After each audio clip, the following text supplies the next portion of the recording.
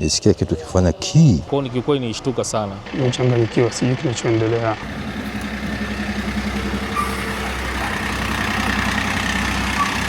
Tulikuwa na taarifa ya tukio, tulipata taarifa ya tukio hili saa 9 kasoro. Walitoa taarifa kwa kuchelewa kidogo kwa sababu ni usiku. Kwa hiyo hadi tukio limekuwa kubwa, yani vitu vingi vilikuwa vimeshaungua humo ndani. Ndio maana watu wakaona, kwa sababu hakukuwa na mtu ndani, kulikuwa na watu nje ambao ni walinzi. Kwa hiyo hawakufahamu haraka, ngoja kufahamu baada ya kuona tukio limeshakuwa kubwa kwa nje. Ni duka la Mr. George Matias, linauza vifaa vya elektroniki, na kwa kweli limepata hasara, limeungua, vitu vingi sana vimeungua. Tunawashukuru wenzetu wa polisi, wamewahi wakawazuia watu, vibaka hawakuweza kuingia na kuiba duka. Maduka zaidi ya 20 yalikuwa kwenye hatari kwa sababu moto ulianza kuenea, lakini tukaweza kuyadhibiti mapema. Kwa hiyo tunashukuru Mungu kwamba tumewahi. Wananchi hasa vijana wetu wa bodaboda wametusaidia pia kwa ajili ya kusaidia kuvunja baadhi ya maeneo ili tuweze kuingia vizuri. Kwa hiyo kwa kifupi, tumepata hilo tukio na tumeliweza kulidhibiti vizuri. Mwito tu kwa wananchi, hasa watu ambao wanafanya hizi biashara za maduka, moja, wawe na bima, lakini pili, wanapopanga vifaa, wanaweka vifaa vingi sana kwenye eneo dogo. Wanachokifanya, mchana wanatoa vile vifaa nje, alafu usiku wanaweka ndani, kiasi kwamba sasa usiku vimebanana sana. Mpaka sasa hivi bado hatujui chanzo cha tukio hasa, lakini tunaweza tukahisi kwamba ni shoti ya umeme labda, kwa sababu hivi vitu vinavyouzwa mle ndani ni vitu vya elektroniki. Kwa hiyo baada ya kufanya uchunguzi tutatoa taarifa kamili ya tukio, hasa chanzo ni nini. Ni vifaa vya elektroniki, kulikuwa na TV, kulikuwa na mafriji mengi, kulikuwa kwa kifupi ni vifaa vya elektroniki ndio vilikuwepo. Wananchi wote wanajua sasa kwamba tukio linapotokea wasisubiri liwe kubwa sana. Wanapohisi tu kuna tukio la moto au la maokozi, watoe taarifa kwetu, tupigie simu 114 haraka, sisi tutakuja kwa wakati. Wasiache mpaka tukio liwe kubwa ndio waanze kutoa taarifa. Kwa hiyo na wasihi wananchi, na sio lazima tukio litokee kwako ndio utoe taarifa. Unapohisi hata kwa jirani, sisi tunakwenda, hata tukikuta sio tukio kubwa wameshalidhibiti, wala sio tatizo, wala hatuendi kuzima kwa kulipwa. Sisi ndio kazi yetu hasa hiyo. Kwa hiyo tunawasihi wananchi watoe taarifa mapema sana. Kwa jina naitwa George Matias. Nilipata hasara ya kuunguliwa vifaa vyangu vya dukani vyote biashara aina ya elektroniki ambayo ni mixer. Kwa nauza simu, nauza na TV, nauza masabufa, nauza mafriji kila design na vitu vingine. Nilikuwa nimelala, nimepigiwa simu muda saa 7. Napokea simu, naambiwa duka lako linaungua. Hapo nikabidi nikaamuka na kuwasha gari na kuja kushuhudia kwa tukio, nakuta duka mali yote imeungua. Hasara ni kubwa sana, siwezi kupigia haraka, ni kubwa sana. Niko kweli hata sasa hivi kinachoendelea mpaka hapa ndipo nimechanganyikiwa, sijui kinachoendelea. Sioni kesho yangu inakuaje.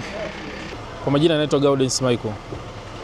Tukio hili lilitokea, linikuta nilikuwa niko nyumbani, nikapigiwa simu mida ya saa 8. Nikapigiwa simu na mlinzi, tukamwambia bana huko kuna duka ambalo limeshika moto, ambalo lilikuwa ni jirani na duka letu. Kwa kabidi nitoke kuja kufika hapa. Uzuri fire kama ameshawahi kufika, kwa kama itusaidia kwa kiasi kikubwa kuweza kupambana na moto na kuweza kuuzima.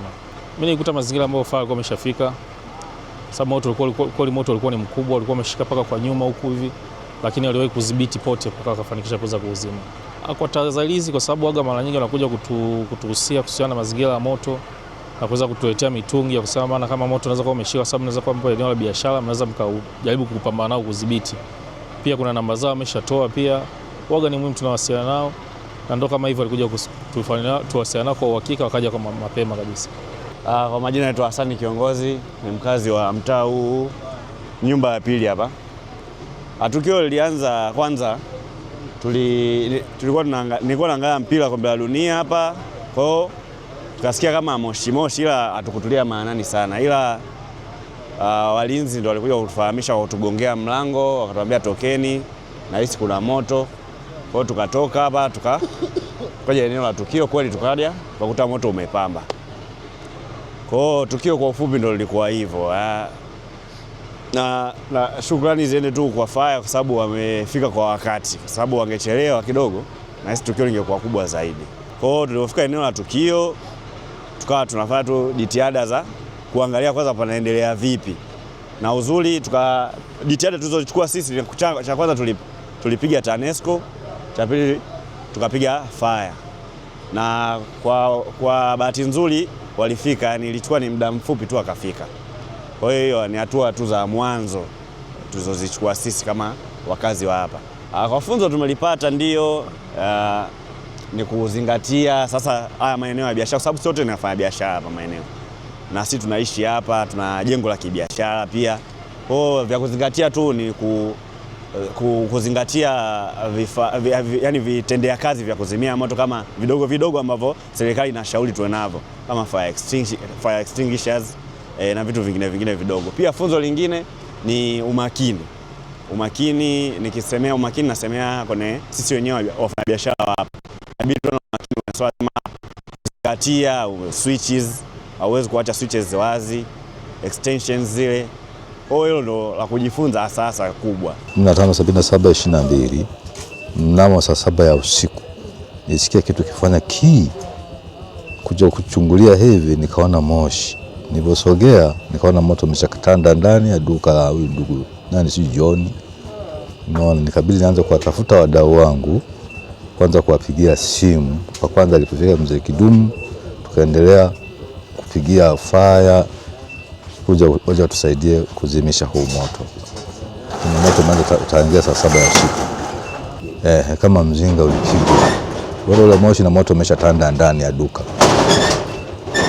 Ndio kwanza kuwatafuta wale wadau wangu, kwanza kuwapigia simu, wa kwanza Kidumu na wengineo.